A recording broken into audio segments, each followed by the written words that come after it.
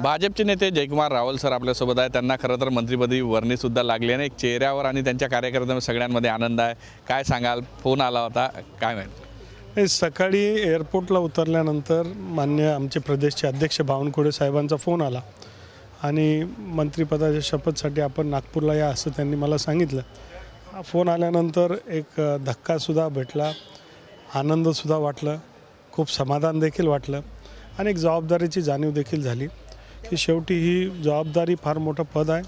त्याच्यामध्ये जबाबदारीपूर्वक काम करून आपल्या राज्यासाठी आपल्या देशासाठी सेवा करण्याची एक संधी आहे आणि त्याच्यामधनं योग्य काम झालं पाहिजे। आपल्या पक्षाला अपेक्षित असंच काम झालं पाहिजे। यापूर्वी सुद्धा मंत्रिमंडळात तुम्ही राहिलेलं चांगलं काम केलं आहे, पुन्हा एकदा त्याच कामाचं कौल, जनतेच्या कार्यकर्त्याच्या कामाचं कौल तुम्हाला मिळालं? नाही, खरं तर मी माझ्या मतदारसंघाचा मनापासून आभार व्यक्त करेल की जवळपास 1 लाख मतांच्या मताधिक्याने मला निवडून दिलं, 5व्यांदा निवडून दिलं। म्हणून जनतेचे आभार मानतो की त्यांनी मला इथपर्यंत पोहोचवलं। आमच्या जिल्ह्यामध्ये 5चे 5 महायुतीचे सीट आले, 4 भाजपचे आलेत आणि म्हणून एकतर्फे बहुमत आम्हाला दिलेलं आहे आणि भाजपने ही संधी दिली। जी संधी मला मिळाली त्यावेळेस मी ज्याही पदावर गेलो त्याच्यावर योग्य असं काम करण्याचा प्रयत्न केला।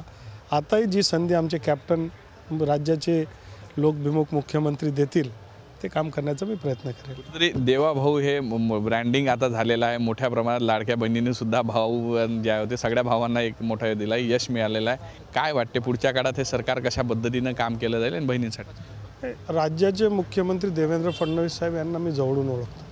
ते विरोधी पक्षामध्ये ज्यावेळेस 2004ला मी आमदार म्हणून आलो, त्यांचं काम करण्याचं, त्यांचा अभ्यास, त्यांचं विधानभवन, राज्याबद्दलची माहिती, वेगवेगळे विषय मांडण्याचं त्यांची जी सचोटी आहे, कायद्याच्या बाबतीतली माहिती आणि म्हणून त्यांनी 2014 ते 2019 खूप सुंदर काम केलं आणि आता पुन्हा संधी मिळाली।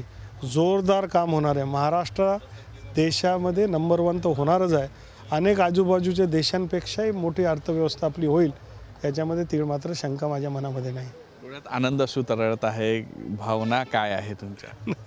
खरं तर आनंद वाटतोच आहे। शेवटी मोठी संधी आहे, जबाबदारी पण आहे आणि सगळ्या लोकांची, अनेक लोकांच्या प्रार्थना, अनेक लोकांच्या सदिच्छा, त्याच्यामुळे मी इथपर्यंत पोहोचू शकलो। त्या सगळ्यांचं हृदयापासून आभार व्यक्त करू इच्छितो। मुख्यमंत्र्यांशी यांच्याशी काही बोलणं झालं? प्रदेशाध्यक्षांचा फोन आला? मान्य प्रदेश अध्यक्ष महोदयांचा फोन आला, त्यांचे मी आभार व्यक्त केले की पक्षाने मला ही संधी दिली, ह्याला एक समजलं आणि देवेंद्र भाऊंना मी फोन केला आणि त्यांनाही आभार व्यक्त करत त्यांनी ही संधी दिली। त्यांच्या अपेक्षा, मनामध्ये जी अपेक्षा आहेत त्याच्यापेक्षाही चांगलं काम करेल हे त्यांना मी आश्वासित केलं। नक्कीच हे होते जयकुमार रावल सर। त्यांच्या डोळ्यातले अश्रू खरं तर आज सगळा भाव बोलून जात आहे, त्यामुळे दुसऱ्या कुठल्याही पुष्पगुच्छ किंवा याची कसलीच गरज नाही। डोळ्यातले अश्रू सगळं काही बोलून जात आहे आणि एक वेगळा आनंद जो आहे तो आपल्याला त्यांच्यामध्ये पाहायला मिळतो आणि मंत्रिपदानंतर जे जबाबदारी त्यांना मिळेल ती जबाबदारी स्वीकारण्यास तयार आहे आणि महाराष्ट्र हा इतर राज्यांच्या सर्वात पुढे असेल असा विश्वास त्यांनी बोलून दाखवला आहे। व्हिडिओ जर्नलिस्ट सौरभ भोलेसह पराग डोबडे, साम टीव्ही न्यूज, नागपूर।